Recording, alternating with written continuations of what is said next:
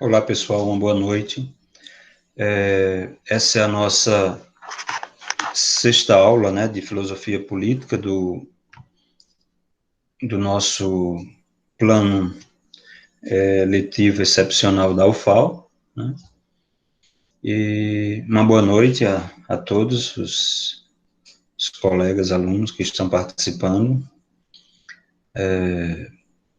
Hoje nós vamos dar continuidade à nossa discussão, né, em relação especialmente a obra que nós estávamos trabalhando na aula passada, que é a Crítica do Poder, de Axel Honneth, né?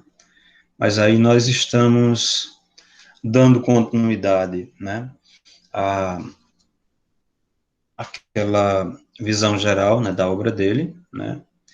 E nós ainda vamos trabalhar nas aulas seguintes, né, com aquilo que ainda é a primeira fase, né, digamos assim, da obra dele, né, que a gente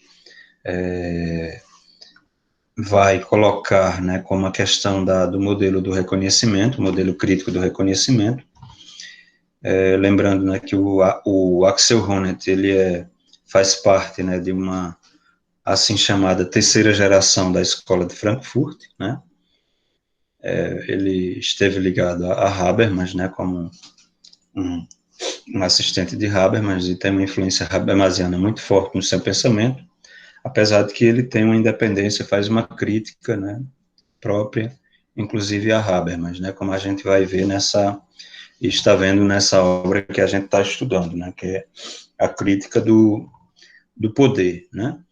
Eu não sei se vocês encontraram ela em português, né, mas o texto que eu tenho aqui, ele está em inglês ainda, né. Da semana passada para cá eu fiz uma leitura, uma releitura do texto, né, tá The Critique of Power, né, e hoje a gente vai dar uma continuidade, vocês fiquem à vontade também para alguns alunos. Você, por exemplo, Matheus, está trabalhando com Foucault e Axel Honneth, você pode depois fazer algumas colocações a respeito ou algum comentário, né, crítico, tá ok? Então,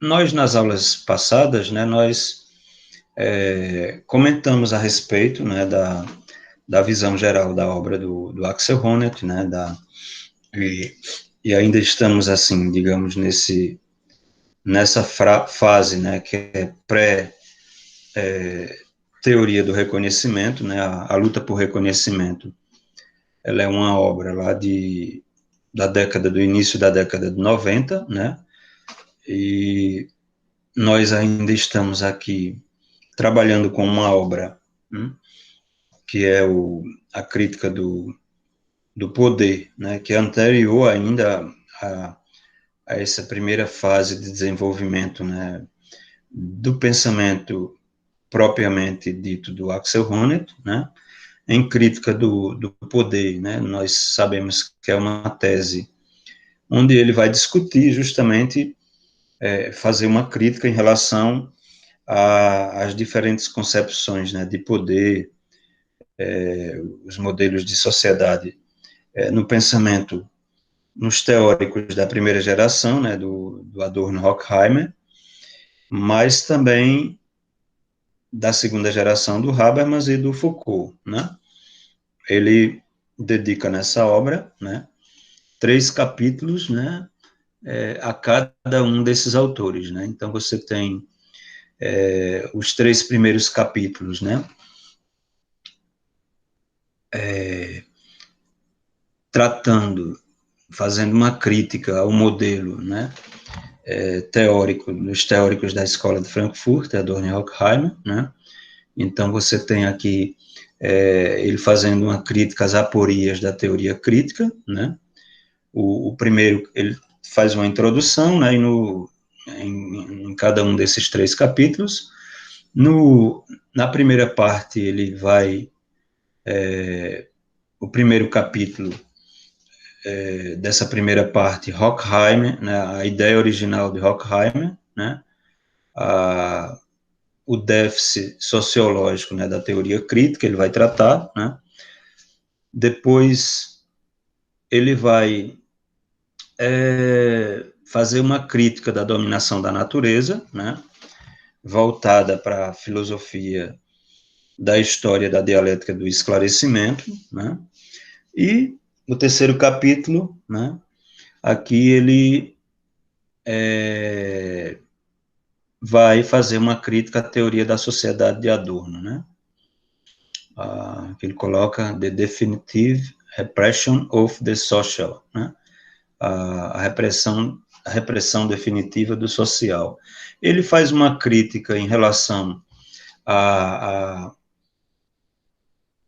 esses autores, né, a incapacidade, digamos assim, deles de tratar, né, ao tratar do poder, né, ao discutir a questão da sociedade, da teoria crítica, da análise da sociedade, né, os teóricos da primeira geração, eles fazem uma análise da sociedade, como nós já mostramos nas aulas anteriores. Nesse momento, o Axel Honneth está criticando esses modelos de teoria crítica que são influenciados por uma visão tanto funcionalista, ou sistêmica, ou estruturalista da sociedade, né? E aí ele coloca no rol dessas críticas, né, esses autores seriam os pais da teoria crítica, né, lá com Horkheim inicialmente, que justamente no seu texto lá clássico, né, que ele trata da teoria tradicional e da teoria crítica, a partir daí ele vai direcionar toda uma crítica, e depois em Dialética do Esclarecimento, ele juntamente com Adorno, vão fazer uma análise da sociedade, né, e aí que passa a ser também uma análise de toda a história, né, e vista justamente de uma forma bastante negativa a questão da dominação. Vocês lembram do conceito cunhado por esses autores, né, o de razão instrumental, né, que o Habermas depois vai retomar, e como um momento importante e necessário também da sua teoria, mas que ele coloca só como um momento parcial e não total, como fazem os teóricos, por exemplo, da primeira geração, Horkheim e Adorno. Eles fazem uma análise, né, onde o estranhamento do indivíduo e a dominação, tanto individual, de um ponto de vista da crítica e da leitura que eles fazem de Freud, né, em relação ao indivíduo, que passa a introjetar e a justamente ser exercida sobre ele mesmo uma dominação interna, né, e aí tem um papel também que eles colocam em relação, por exemplo, à própria dominação cultural e o papel que tem, por exemplo, os meios de comunicação social, nesse sentido, na indústria cultural, né, e também essa dominação, ela é uma dominação externa, no sentido de que essa dominação cultural, ela está atrelada a um poder, né, e a esse poder que exerce justamente um tipo de dominação instrumental, né, o poder do sistema, né, da economia, do capitalismo, né, do próprio Estado. Nós conhecemos, e acho que já tratamos aqui, inclusive a crítica e a análise que o Axel Honneth faz a esse respeito, né, uma crítica no sentido de que esses autores, né, o próprio Adorno, por exemplo, né, no período posterior à guerra, ele vai retomar ainda essa mesma análise que foi feita durante, por exemplo, o período nazista, né, e aí você tem toda a decepção que a escola de Frankfurt tem em relação, por exemplo, ao próprio proletariado como protagonista, né, como sujeito histórico, né, um papel revolucionário como eles esperavam. E essas classes aderiram ao nazismo, né, e ao poder do Estado, né, e toda a dominação que é exercida do ponto de vista sistêmico, né, em relação ao indivíduo, como a gente vinha falando, né, toda essa análise que ele vai fazer, que é uma análise não apenas relacionado ao próprio momento em que eles vivem, né, porque quando você, por exemplo, passa a ler Dialética do Esclarecimento, você vai ver que essa análise ela passa a ser total, né, em relação à própria história, né? Então você tem desde o mito, né, desde os mitos lá de Odisseu, né, a gente chegou a analisar nas aulas passadas, né, esse tipo de racionalidade ele é exercido, né, do ponto de vista histórico, até a época em que eles, né, a época da dominação propriamente do capitalismo, do desenvolvimento da tecnologia, da ciência, né, que chega a desenvolver formas de destruição total, como é o caso da bomba atômica, né, e um tipo de sistema que também passa a exercer um tipo de dominação, assim, instrumental e total, né, sobre o indivíduo e a sociedade como um todo, né. Então, esse tipo de análise, ele é bastante criticado por Axel Honneth, né, porque não deixa de ser interessante toda a crítica que é feita em relação à sociedade e de uma forma instrumental, sistêmica ou funcionalista, né? Mas a análise, Axel Honneth vai dizer do que é propriamente social, né? Uma análise onde haveria espaço, por exemplo, para as relações intersubjetivas e para a própria capacidade de emancipação do sujeito, né, não está presente nessas obras, né, desses autores, né. Então, Axel Honneth vai fazer críticas nesse sentido, porque o que é propriamente social, né, como vai dizer Axel Honneth, e aí nós teríamos mais adiante que fazer uma análise em relação a esse conceito do Axel Honneth, né, ele diz que o que é propriamente social, essa análise do social, ela não se faz presente, né, e não existe uma possibilidade dentro desse contexto, né, de o indivíduo, né, ele se emancipar, né, porque inclusive a forma como é feita a análise da perspectiva de um observador e não de um participante, né, dentro desse contexto, e não também do ponto de vista da ação social, de um contexto, digamos assim, mais intersubjetivo, como Axel Honneth vai fazer depois, ou o próprio Foucault posteriormente, mas ainda de um ponto de vista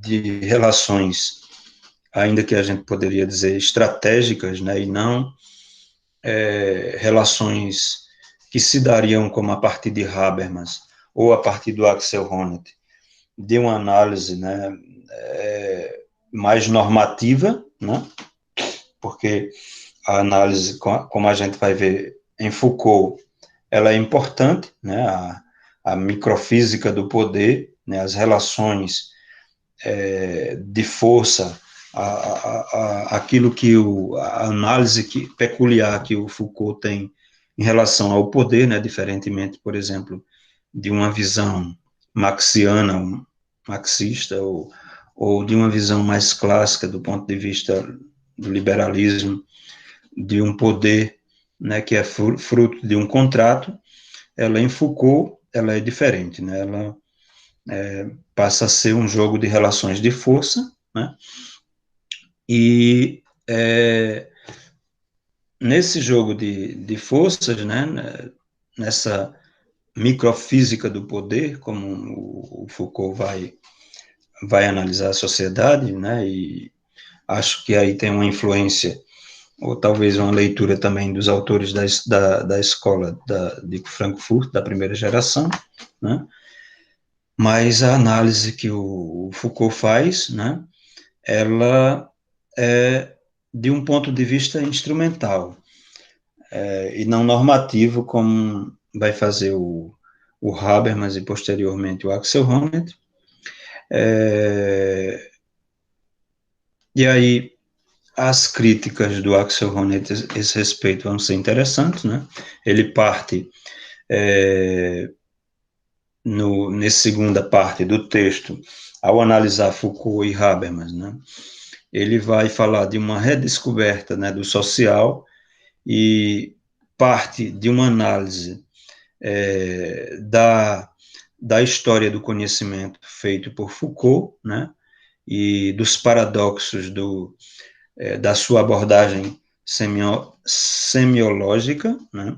Então, a análise que o Foucault vai fazer, por exemplo, da linguagem, né, e da história do conhecimento de uma perspectiva europeia, toda a crítica que o Foucault vai fazer, por exemplo, em relação à filosofia do sujeito e tomar um distanciamento nesse sentido, a esse respeito. E toda a influência, digamos, estruturalista que você tem de Barthes, né, do próprio Lacan, né, e do estruturalismo de uma forma geral no pensamento de Foucault, né, analisada por Axel Honneth, mas em um segundo momento, né, a análise do discurso, ela é substituída em Foucault por uma teoria do poder, né, onde ele vai colocar a questão da luta, né, do conflito, como um paradigma do social, e nesse momento aí, a gente percebe a influência de Foucault aí no pensamento do Axel Honneth, no sentido de que a questão do conflito e do social é muito importante para a teoria do Axel Honneth, né? Como ela vai descambar. Mas, por outro lado, né, você tem uma análise do social e lutas que são lutas constantes, efêmeras, né? E a questão da estabilização do poder, ela é colocada em evidência, né? Como é que indivíduos que lutam constantemente pelo poder, né, de uma forma permanente, como o Foucault vai se dar conta disso, como é capaz de haver um tipo de estabilização ou de normalização do poder num tipo de sociedade onde o poder é visto dessa forma, né? Já que as teorias do contrato ou acordos normativos em Foucault, eles não são aceitos, né? Então, é uma eterna luta onde as questões e os interesses estratégicos estão constantemente em jogo nessa rede, né, social, né, onde não há um centro, um poder supra-social, digamos assim, no sentido de que o Estado e o poder, né, macro, esse macropoder seria o centro da discussão de Foucault, não, né, seriam poderes localizados e lutas, né, permanentes e micropoderes, né. Então, o Axel Honneth vai fazer uma crítica nesse sentido em relação ao Foucault, né, no sentido de que, em Foucault, embora a questão social esteja presente, né, a questão da intersubjetividade, da ação dos sujeitos né, do ponto de vista do papel desses sujeitos, né, socialmente na construção e na elaboração desses micropoderes, né, mas se trata apenas de um poder estratégico, né, onde essa questão da estabilização do poder ela passa a ser questionada, né? Por outro lado, né, em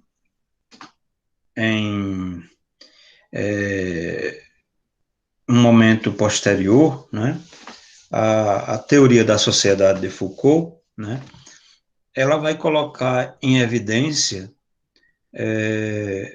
não mais essa questão dos poderes ou de uma ação social, mas a própria questão das instituições, né, que Foucault vai tratar, né, a questão da disciplina, né, a questão da análise que ele faz, por exemplo, nas obras dele sobre a questão do surgimento da clínica, né, então você tem a questão da prisão, do panóptico, né, as obras de Foucault, todas elas levam em conta esse paradigma aí de, digamos assim, que tem como esse modelo a questão do panóptico, né? Esse modelo que vem da prisão, né? Você tem o indivíduo sendo vigiado, né? Os corpos dentro do sistema capitalista, né? Eles passam a exercer um papel produtivo no sentido de que os corpos passam a ser normalizados, disciplinados e dóceis, né, diante do poder do próprio Estado e do capitalismo, né? Então, a discussão de Foucault, ela passa, primeiramente, da questão, né, de uma teoria voltada, né, para a questão da linguagem, né, em um segundo momento para uma teoria do poder, né, e aí a questão de uma teoria da ação, levando em conta esse papel que tem o indivíduo, digamos assim, na construção, passa para um terceiro momento agora, que é um momento direcionado, digamos, para uma discussão mais sobre a institucionalidade desse próprio poder, né? E na teoria da sociedade do Foucault, né? No, no capítulo 7 em diante, né, dessa segunda parte, onde ele vai tratar da redescoberta do social, né, ele vai falar do 7 ao 9, né, são 3 capítulos para cada autores, ou no caso, Adorno e Horkheim aí, de forma binária, né, 3 capítulos para eles dois, 3 para Foucault, e do capítulo 7 ao 9 ele vai tratar justamente do Habermas, né? E o Habermas, ele tem uma importância muito grande na estruturação do pensamento do Axel Honneth, né? Devido à abordagem, né, da teoria da ação comunicativa que ele tem, né? Mas devido à abordagem do social, né? E abordagem intersubjetiva que retomada e retratada por Habermas, né? Mas que o Axel Honneth vai fazer críticas também, né, muito fortes, assim, muito profundas em relação ao pensamento do Habermas, já que a sua abordagem, embora a influência habermasiana ela seja muito grande, né, mas a sua abordagem comunicativa vai ter um outro viés, né, que é o viés do reconhecimento, como a gente conhece, né, sob a influência do jovem Hegel, e a influência empírica, né, da psicologia de Mead, né, E num segundo momento, um momento mais, digamos assim, de maturidade, do Hegel da filosofia do direito, né? A partir de 2010, 2011, né, com a obra que ele trata sobre a questão da liberdade, né? O conceito de liberdade. Mas já em 2001, no começo de 2001, nós temos textos onde ele tem uma conexão ainda com a teoria do reconhecimento, né? E, ao mesmo tempo, já passa a apontar, né, para uma visão que não é mais apenas de uma teoria da ação do sujeito, né, que sofre as injustiças sociais e que procura, né, se rebelar e se emancipar e se revoltar contra essas formas de injustiça social, como ele coloca em luta por reconhecimento, mas, apesar das críticas que ele vai fazer em relação a esses autores em Crítica por Reconhecimento, essa obra que a gente está analisando aqui ainda, a influência de uma abordagem sistêmica, de uma abordagem instrumental ou funcionalista, ou do estruturalismo e tal, a obra de maturidade do Axel Honneth, ele vai ter uma influência um pouco direcionada nesse sentido, já que, apesar que a obra anterior, ela não se apaga, né, assim, ainda existe todo um desenvolvimento teórico nesse sentido, né, que é importante ser relido e refeito, né, porque quando alguns autores, alguns teóricos, passam a tratar do direito da liberdade, é como se eles achassem, né, ou analisassem a obra de Axel Honneth a partir dali, do momento em que ele está tratando das instituições sociais, sobre a influência do Hegel maduro, sem levar em conta, né, os momentos anteriores ou as discussões anteriores. E não, eu acredito que não há um rompimento em relação à discussão de Axel Honneth nesse sentido, né?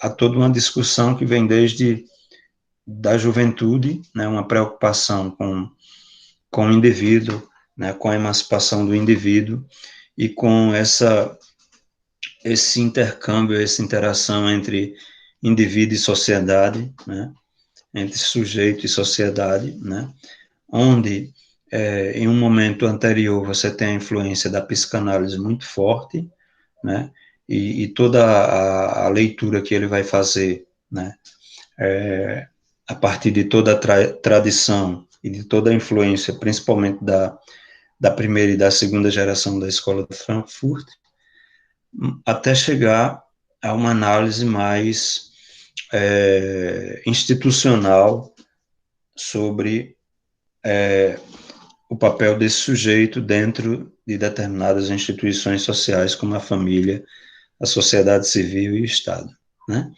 Mas, na obra ainda que a gente está tratando aqui, né, a crítica que o Axel Honneth está fazendo, ou vai fazer em relação a Habermas, né, a partir do capítulo 7, ele vai tratar da antropologia do conhecimento, né, onde os textos, né, do Habermas, os textos como, por exemplo, conhecimento e interesse humano, né, interesses humanos. Aqui no Brasil, nós conhecemos a tradução conhecimento e interesse, né?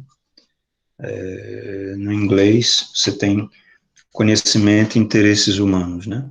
Mas, desde a antropologia do conhecimento feita por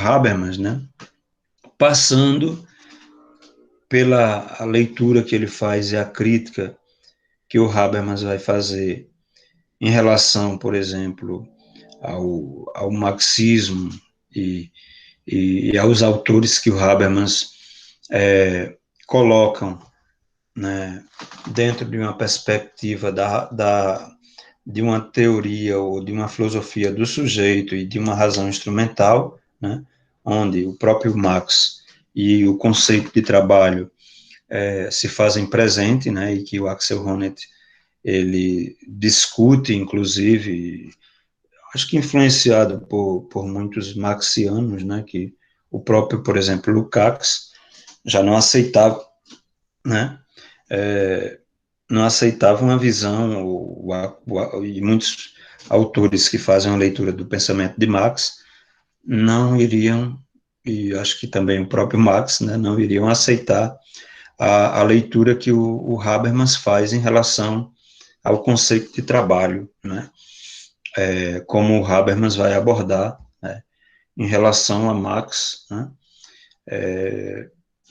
apesar da compreensão histórica que a gente tem do momento em que o trabalho é visto de uma forma altamente negativa, né, como um conceito que está mais atrelado ao estranhamento, né, do que a um conceito no sentido positivo, como era dado por Hegel, né, onde aqueles conceitos que a gente já discutiu aqui de Entfremdung e Entäußerung, né, o estranhamento e Entäußerung enquanto uma perspectiva do trabalho visto como uma objetivação ou no mundo da subjetividade, onde o indivíduo se via reconhecido no seu próprio trabalho, essa discussão, ela, né, não é focada por Habermas, né, ao analisar, por exemplo, os textos de Marx, né. Então, no texto sobre a análise que ele faz, por exemplo, do materialismo histórico, né, para uma reconstrução do materialismo histórico, né, ao retomar, por exemplo, o Habermas retomar o jovem Hegel, como a gente já chegou a discutir nessas disciplinas, nessas aulas, né, e os textos, os escritos de Jena, e ver aqueles momentos que o Hegel coloca como importantes, né, e que o Habermas acaba colocando que o Hegel ele poderia ter tido uma perspectiva, inclusive, diferente em relação à sua própria filosofia, e acaba posteriormente descambando e sendo totalmente absorvido pela filosofia do sujeito, né? Uma visão que eu não concordo, acho que, não sei se as leituras que eu estou fazendo do Axel Honneth ainda são iniciais, né, mas pelo que eu vejo também, a partir da obra O Eu no Nós, né, de Axel Honneth, eu já cheguei a ver que o Axel Honneth ele tem uma visão que já se modifica em relação a essa visão que ele tinha influenciado pelo Habermas, né, em relação ao Hegel, de achar que a visão hegeliana, o Hegel, ele acaba sendo absorvido da fenomenologia do espírito, inclusive até a obra madura do Hegel, né, os princípios da filosofia do direito, por uma filosofia do sujeito e não a perspectiva intersubjetiva que o Hegel tem, né? Pelo menos essa é a minha leitura. Então, mas no caso do Habermas, a crítica que o Axel Honneth vai fazer, e que é interessante nesse sentido, né, essa Habermas Theory of Society, né, sobre a transformação da dialética do esclarecimento, né, à luz, né, de uma teoria da ação comunicativa. O Habermas, né, no penúltimo e no último capítulo de Crítica do Poder, né, ele passa a ser objeto de discussão a própria visão que o Habermas tem, né, e o conceito, especialmente o capítulo 9, né, o último capítulo dessa obra, do Axel Honneth, a visão que ele tem, por exemplo, que é, segundo Axel Honneth, né, fruto da influência da leitura da obra Dialética do Esclarecimento, né, de Adorno Horkheimer, dos seus mestres da primeira geração, né, uma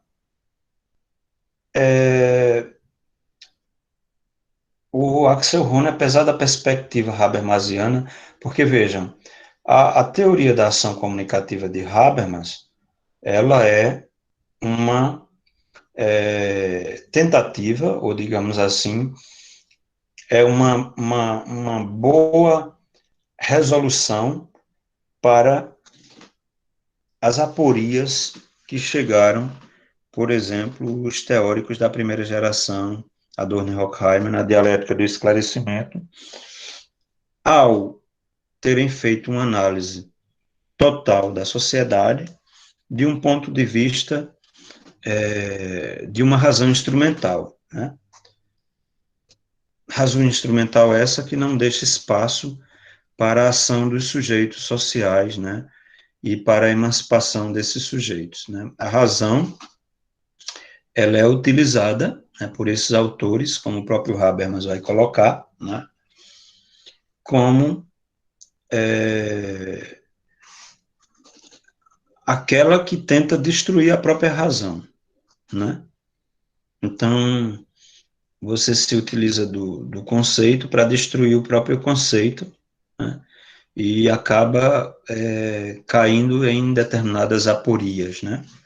Então, o que a crítica da razão e da racionalidade é feita pela própria racionalidade no intuito de destruir a própria racionalidade, né? Assim, isso é muito contraditório. Então, a razão instrumental é uma razão atrelada ao poder, né? Que, né, destrói os seus próprios fundamentos, né? E ela faz a crítica e chega a, digamos assim, talvez não se autodestruir, mas uma crítica, né, que deixa pouco espaço, né, para a emancipação do sujeito, né? O que, qual é qual é a saída de Habermas, né, ao analisar os seus mestres, né, da primeira geração, Horkheimer e Adorno? É construir uma teoria da ação comunicativa. A teoria da ação comunicativa de Habermas, ela é uma resposta, né, à dialética do esclarecimento, às aporias dessa dialética do esclarecimento, né? Porque o modelo de razão comunicativa, né, é um modelo, né, que vai servir, né, como modelo positivo em contraposição a, ao modelo negativo, ao tipo de razão que descamba em uma pura dominação social, como é vista pelos autores Horkheim e Adorno em Dialética do Esclarecimento, né? A razão, né, comunicativa é a razão intersubjetiva dos sujeitos, né, que na Lebenswelt, né, que é um conceito habermasiano, no mundo da vida, né, ela está presente como uma forma ou algo capaz de libertar ou de emancipar os sujeitos, né? E aí a questão da linguagem, ela é extremamente importante, né? A ética do discurso de Habermas, né? Ou a filosofia da linguagem de Habermas, ela é extremamente importante nesse sentido, né? No sentido de que, para que o indivíduo, né, ele possa construir relações que levem em conta, né, a sua liberdade e que descambem, né, ou direcionem para a emancipação do sujeito, né, é preciso que nessas relações, nessa ética do discurso estabelecida por Habermas, né, os indivíduos eles não sejam coagidos, né, que eles tenham direito a participar em igualdade, né, de direito ao exprimirem as suas pretensões, né, os seus interesses, né, as suas pretensões de fala, né.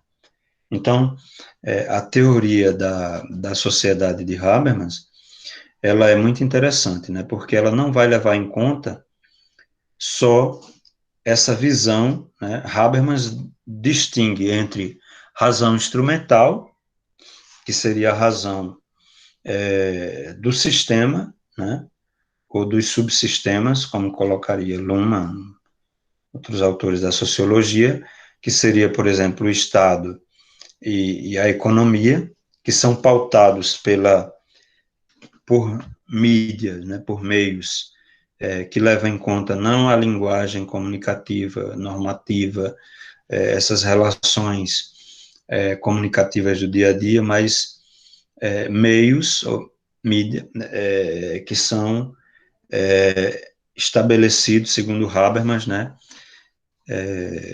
numa ausência de norma de linguagem, que seria o dinheiro, no caso, o meio principal, né, de estabelecimento, né, das relações sociais, da economia e o poder, né, o dinheiro e o poder, no caso do Estado, né. Então, só que esse tipo de racionalidade presente, né, nessa divisão que o Habermas faz entre sistema e mundo da vida, né, que é uma bipartição da razão entre razão instrumental, né, que seria essa razão que leva em conta determinados fins, né, e a razão comunicativa, né, que leva em conta a liberdade do sujeito, né, esse potencial emancipatório que existe no mundo da vida, né, o tipo de patologia que vai surgir e de dominação, né, segundo Habermas, né, na modernidade e na forma como é estabelecida por Habermas, ela se dá, né, a partir do momento, simplesmente, que o sistema ele procura colonizar o mundo da vida, ele procura exercer poder e influência em esferas que não são a sua própria esfera, né, de ação, né? Então, o Axel Honneth, ele vai fazer críticas nesse sentido, porque ele acha muito estranho na teoria de Habermas o fato de o Habermas achar, né, que o sistema, nesse âmbito sistêmico, existe uma ausência de normatividade, né? E que o mundo da vida, por outro lado, ele estaria ausente de conflitos, né? Então, a forma como o Habermas ele vai estabelecer a sua teoria da sociedade, né, segundo o Axel Honneth, é influenciado, tem uma influência muito grande ainda, né, está muito presente a influência desses seus mestres, né, e que a razão instrumental, ela ainda tem um enfoque muito forte na teoria do Habermas, por ele conceber dessa forma, né, as formas de dominação social, as patologias sociais, né, e o Axel Honneth ele vai tomar um caminho diferente, né, porque a teoria do Axel Honneth, ela não leva em conta, né, essa visão ética, né, essa visão da teoria do discurso de Habermas, ou da teoria da linguagem, onde os padrões, né, éticos, ou eles já estão, né, a moralidade, ela já está estabelecida de uma forma universal, como é a moralidade da própria burguesia.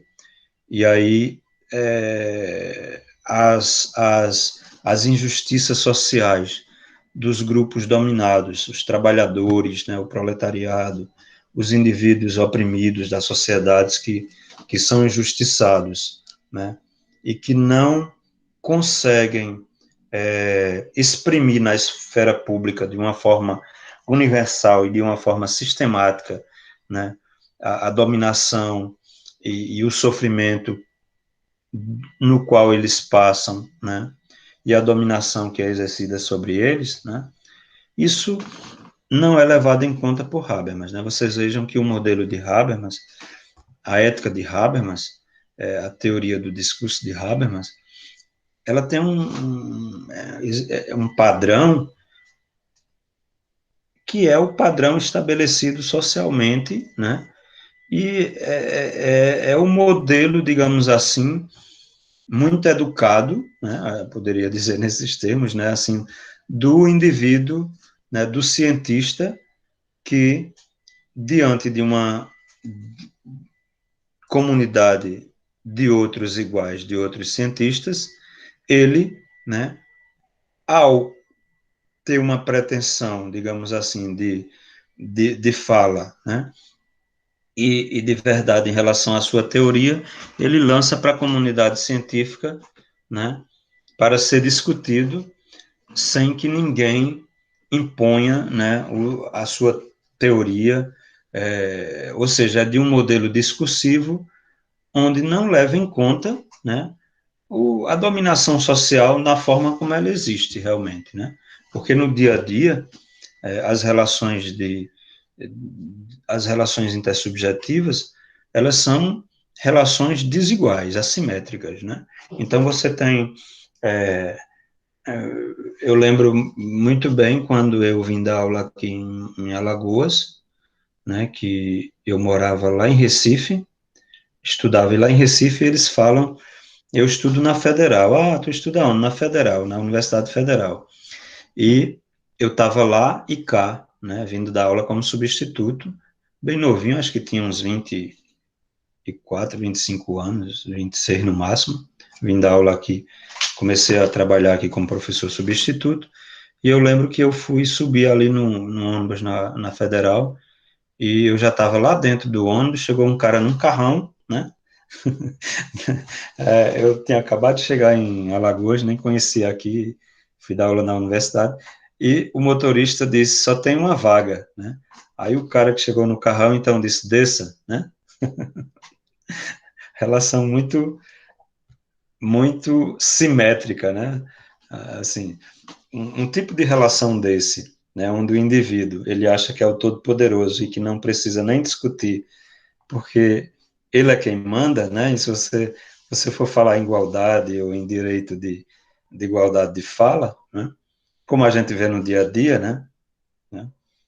Indivíduos que não precisam entrar em fila, né? Porque eles são superiores, indivíduos que não precisam passar por determinadas ações que os outros passam, né? Não precisam ser tão iguais como os outros, né? Porque os direitos deles são superiores aos outros, né? Aí eu lembro que eu disse, oxe, eu vim dar aula aqui na Federal daqui, estou indo para de lá de Recife, acho que o cara pensou que eu era policial federal. Aí foi que o motorista disse, eita, não, tem outra vaga lá atrás, né? O cara ficou todo errado, o cara que disse. Então desça, né? Mas assim, você já percebe que é uma questão de mando, né? E aí tem aquele ditado aqui que o povo fala, como é que diz, Mateus, Clebson, Eduarda, manda quem... Eu não lembro do ditado, né? Manda quem obedece. Eita, Manda quem é, pode e obedece quem tem obedece juízo. quem tem juízo, isso Quem mesmo. tem juízo, né? Eu ainda fui questionado, disse, "Oxe." Aí o cara acho que pensou que eu era era bem em frente da... E eu estava com a sacola e vestido, bem vestido, assim, talvez ele pensasse que eu fosse um policial federal, né? Mas o outro, assim, não, nem perguntou, assim, nem questionou, é dessa, né?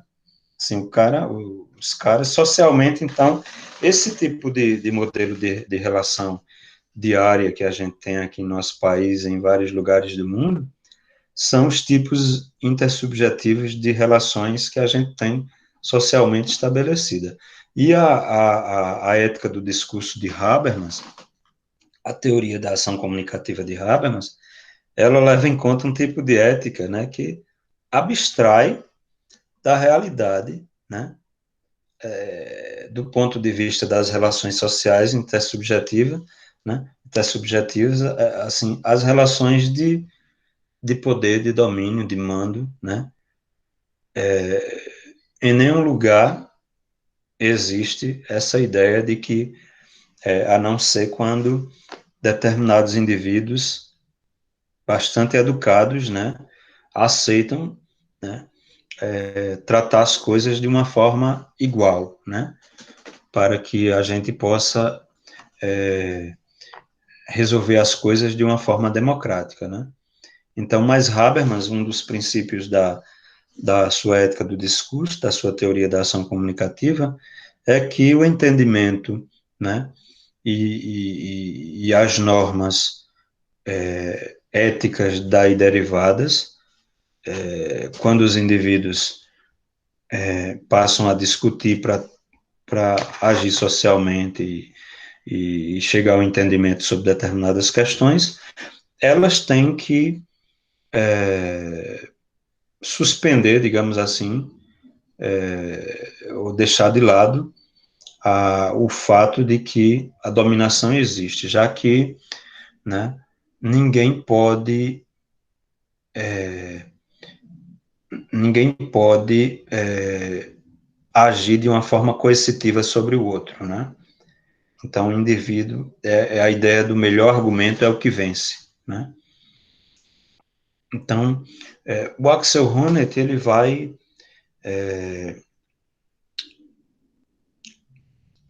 criticar, né? Eu acho viável essa questão e daqui para frente, né? Nós vamos tratar, né? Dessas questões, né? Primeiro, eu tinha falado da questão do trabalho, né? Que o Axel Honneth criticou a própria visão que o Habermas tem em relação à questão do trabalho, né, como algo meramente instrumental, mas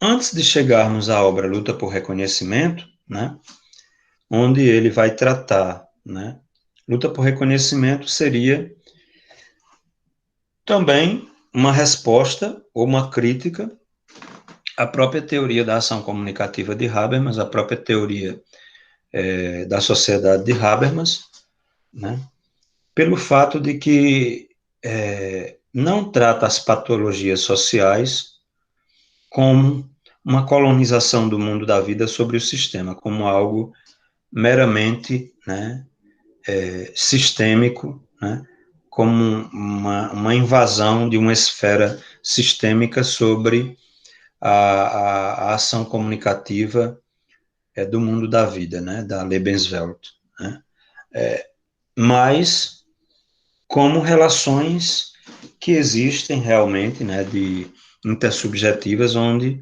a questão da dominação do poder, ela está presente, né, como já colocava Foucault, mas não de um ponto de vista como o Axel Honneth vai aceitar, não como o Foucault colocava como algo meramente estratégico, ou como Hobbes e Maquiavel já colocavam na modernidade. Mas o paradigma do Axel Honneth não vai ser nem Hobbes nem Maquiavel, né? Vai ser Hegel. E Hegel, lá na Fenomenologia do Espírito, como nós já vimos nas aulas passadas, Hegel não analisa a questão do poder e a questão que vai ser colocado do reconhecimento, né, em uma perspectiva meramente instrumental, como meramente uma luta, né, pela preservação, pela conservação da vida, mas ele passa a analisar, né, de um ponto de vista já normativo, né? Então, as relações de reconhecimento, as relações de poder, né, e isso está bem presente na filosofia do direito de Hegel, nos princípios da filosofia do direito de Hegel, na fenomenologia do espírito, ela já aponta nessa direção, né? Ela fala do desejo, do reconhecimento, né?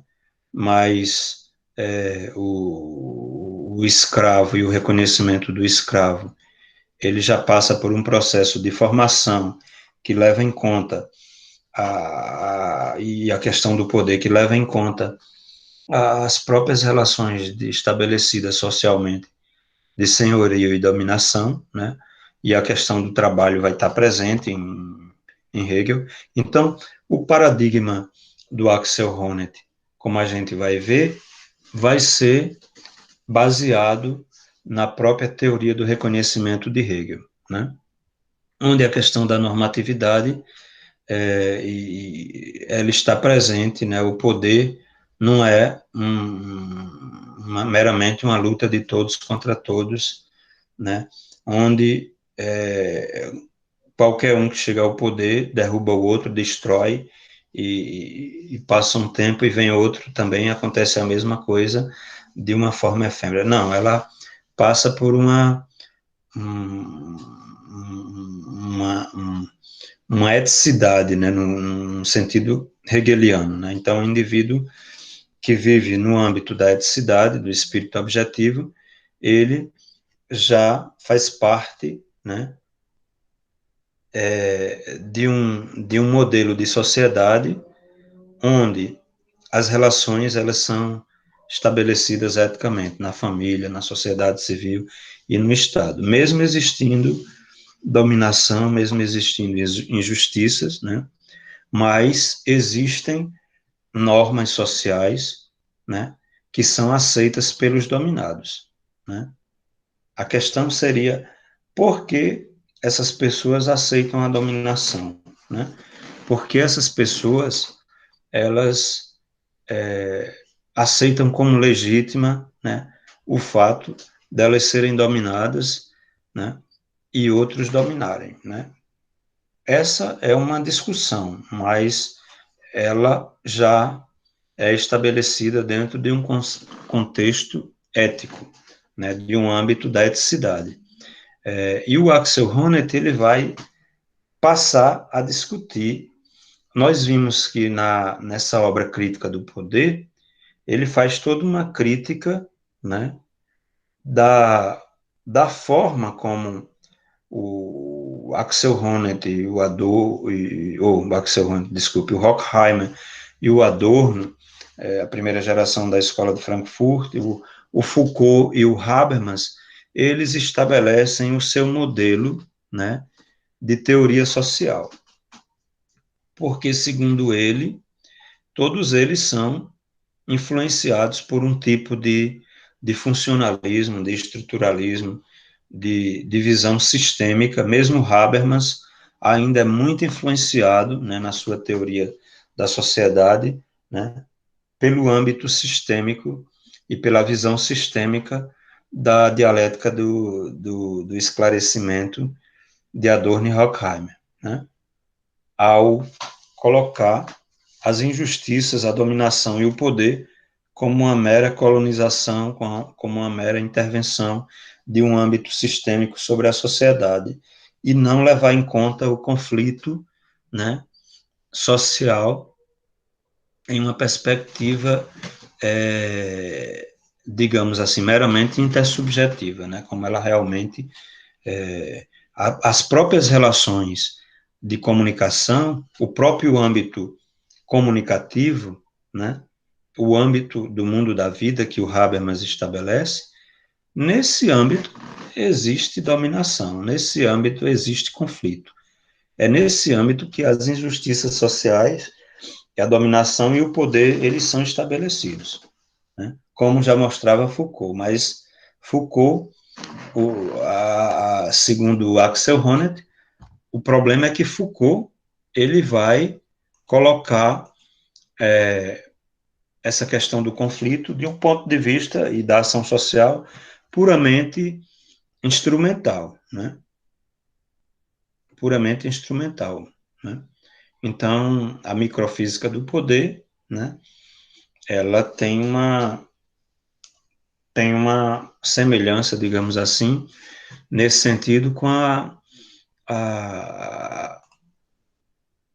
as visões, né, e a influência da primeira geração da escola de Frankfurt, né, apesar de que o Foucault dá um direcionamento diferente, né, ele não vê a coisa de um ponto de vista meramente sistêmico, né, ele já parte para uma visão, não a do observador, mas a visão da ação social, dos sujeitos que interagem, mas de uma forma conflituosa, mas não normativa, né, no sentido tanto aí habermasiano como ronetiano, né.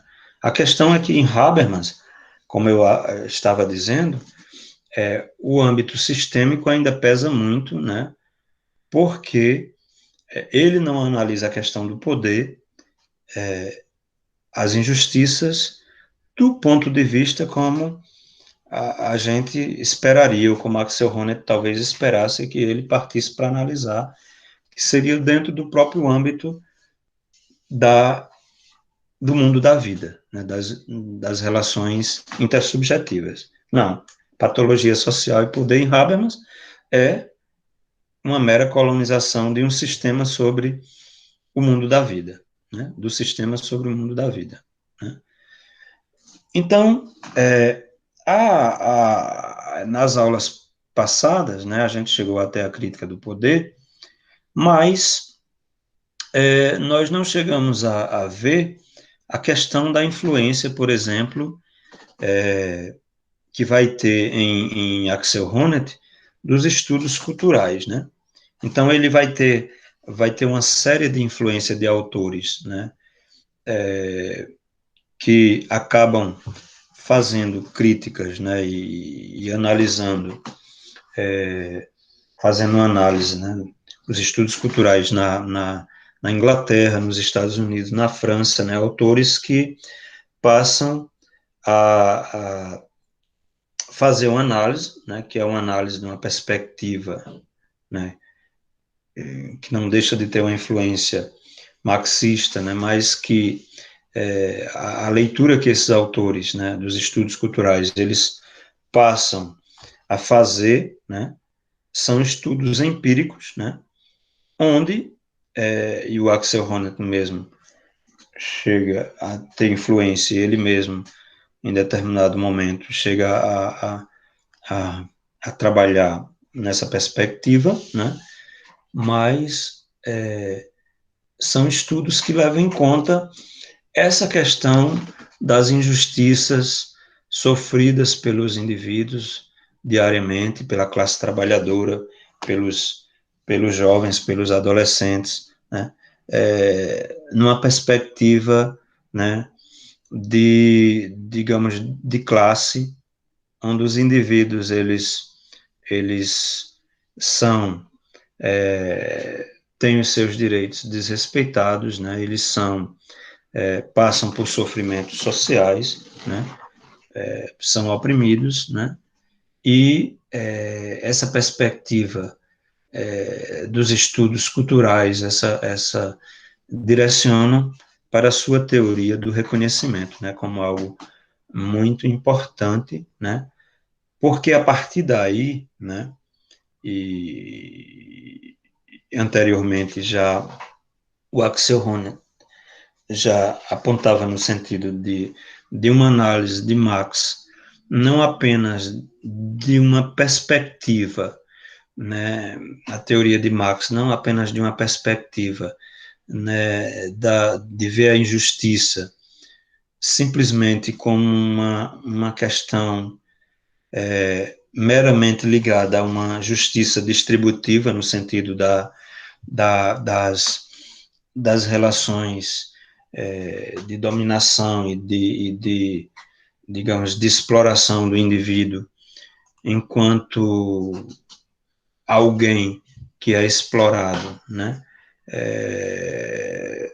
da sua riqueza, né, do ponto de vista social, do seu direito de ter um retorno em relação à sua atividade laboral, né, mas no sentido de uma injustiça, né, que essa injustiça também é uma injustiça que leva em conta, né, a questão do próprio reconhecimento pelo fato de que o indivíduo que está sendo explorado, ele também, né, ele se sente injustiçado do ponto de vista moralmente, né?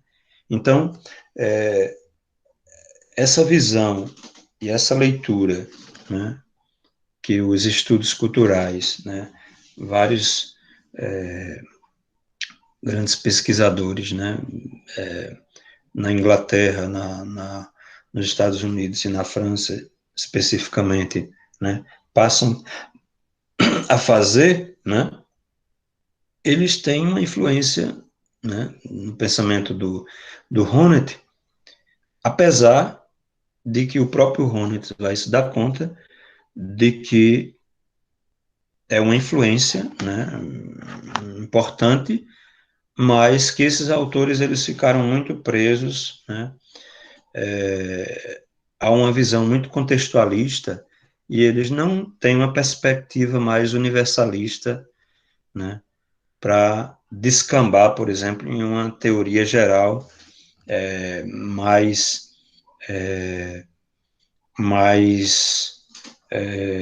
universalista, né, uma visão, digamos assim, antropológica, né, do indivíduo, algo que motiva o indivíduo, o sujeito, de uma perspectiva mais universalista, para elaborar uma teoria, né, como o Axel Honneth vai fazer em relação à perspectiva do reconhecimento. Nos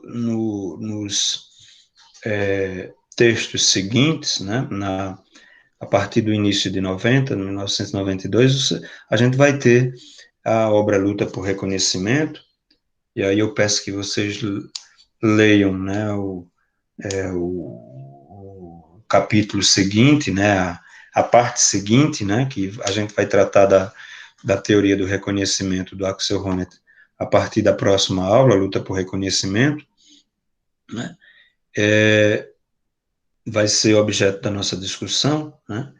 Então, nesse momento, né, a gente já tem, na teoria de Axel Honneth, né, um direcionamento no sentido, né, de uma visão, né, onde ele vai retomar um grande filósofo de grande peso, como é o caso do Hegel, né?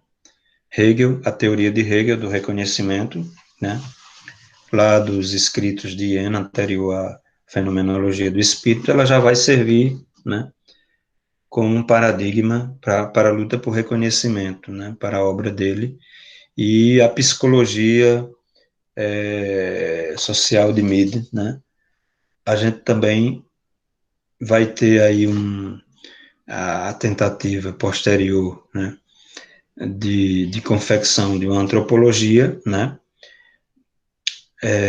filosófica, e posteriormente o Axel Honneth também, né, deixa de lado essa visão antropológica e passa para uma uma visão, uma análise mais histórica, né, e social, do que uma análise, digamos assim, histórica, né, e, e antropológica, né, como ele faz, né, a partir ou em luta por reconhecimento, né, a visão, por exemplo, de da obra política mais conhecida dele atualmente, né, que leva em conta a filosofia do direito, né, ela, né, vai fazer uma visão, uma análise, né, uma teoria reconstrutiva da modernidade, né, de aspectos históricos, né, e sociais, e essa visão antropológica aí, ela fica, né, como um momento anterior, né, nesse percurso do Axel Honneth. Eu vou abrir espaço para que vocês façam alguma questão, algum questionamento, alguma pergunta. O Matheus, se quiser comentar, você está trabalhando, né, Matheus, com os textos do Foucault, Microfísica do Poder, e me parece que você ainda não tem uma leitura do Axel Honneth, né? Se É não estou isso enganado. mesmo. A gente vai começar ainda a trabalhar, né, o Axel Honneth com você na sua pesquisa, né, do PIBIC, né, tem uma relação entre a obra de Foucault e Axel Honneth, e aí Crítica do Poder ela entraria, né, como uma obra importante, né, e você faz uma análise à parte da microfísica do poder. Eu acredito, Matheus, que esses 3 capítulos da Crítica do Poder, eles vão ser importantes. Eu estou pensando em fazer uma tradução dessa obra, porque ela é muito grande, porque ela não, acho que não tem no português ainda, nem no É, espanhol. eu pedi no caso em espanhol, né? Aí eu Tem em espanhol ela? tem, eu encomendei, eu só estou esperando chegar. Ótimo. Agora não tem em português no caso. Mas tu tem um Ah, PDF, se você tiver me mande que eu já vou estudando, entendeu? eu tenho ele em inglês, eu li ela em inglês, né?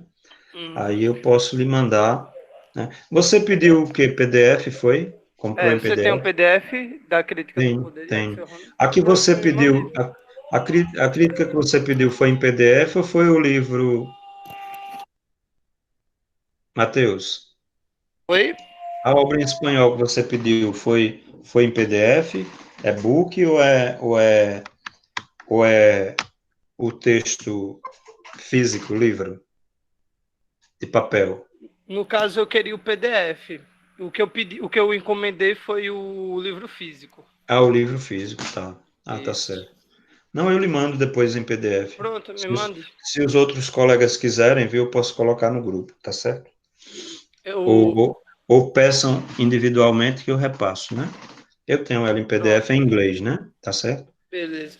Você Então, teria. Hum, no início do trabalho, né, eu decidi estudar a primeira parte, o conceito do poder em Michel Foucault, porque aí eu já hum, vou ter mais uma propriedade para falar em relação ao Foucault, né? Que aí ele vai uhum, dizer que o poder ele não é algo que é unitário, não é alguém que o detém. Ele é algo que é exercido, ou seja, nós também somos veículos de poder. E aí ele vai uhum, falar justamente sobre essa ideia de, por exemplo, não podemos nos ater apenas aos estudos do poder junto com um aparelho do Estado, porque isso limita muito a nossa capacidade de conhecimento em relação ao poder, né? E aos mecanismos como funciona. Por isso que a microfísica do poder ela trabalha tantas áreas. Ela trabalha na questão da medicina, né? Ele vai tratar o nascimento do hospital, de como é que a medicina ela começa a ter a relação com o hospital, porque até então a relação de medicina e hospital não eram tão eles não eram tão atrelados, né?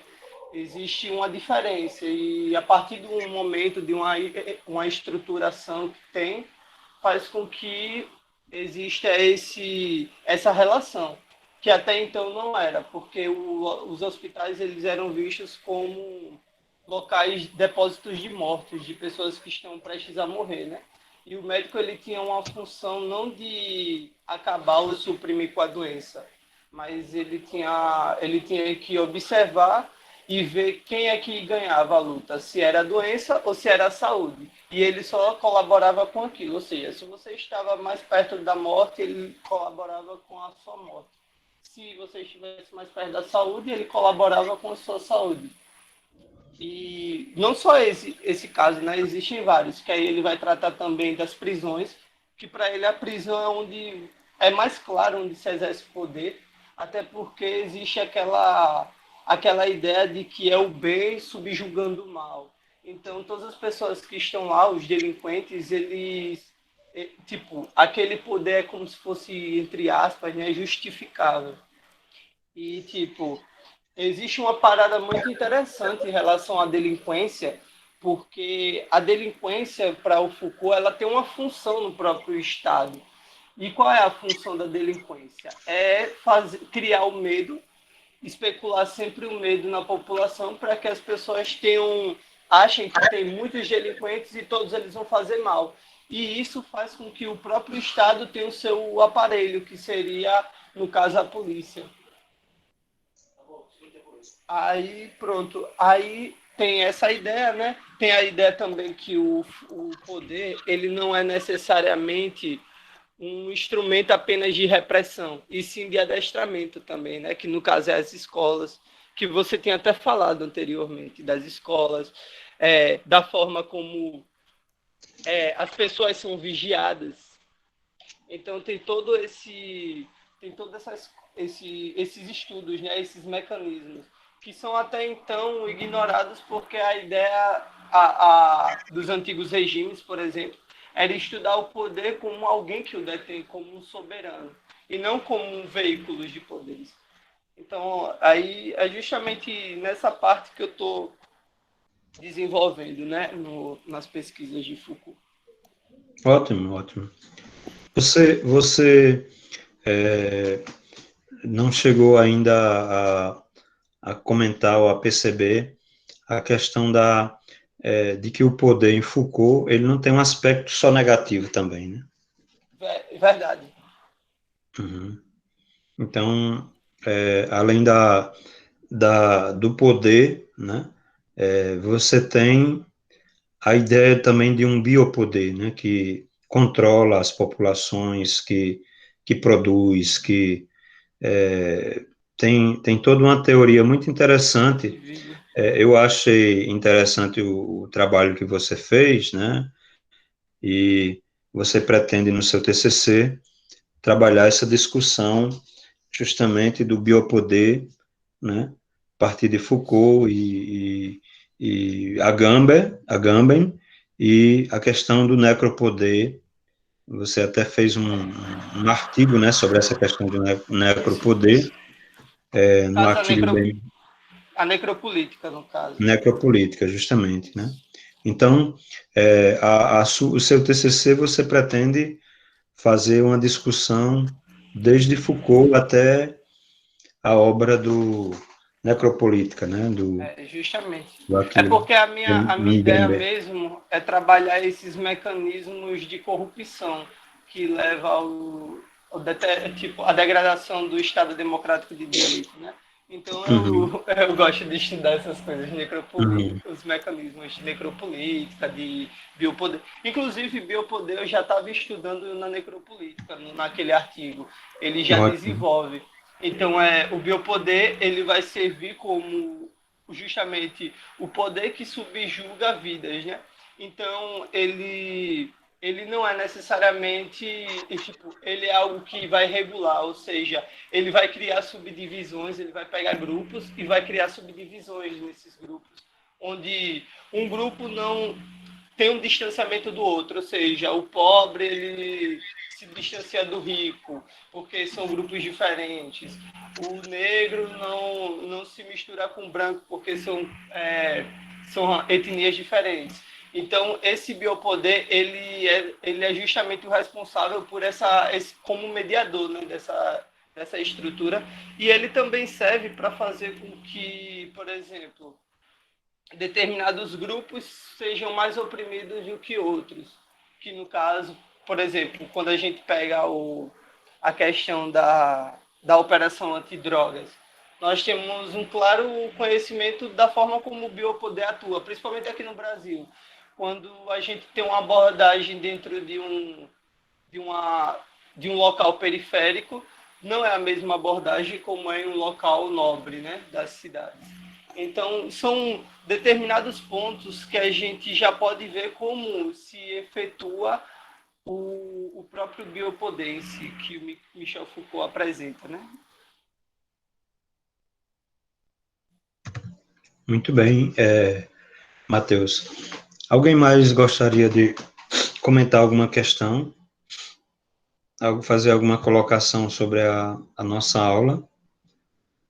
Eu abro agora o momento para discussão, né, do texto, do conteúdo que a gente está trabalhando, ok, pessoal?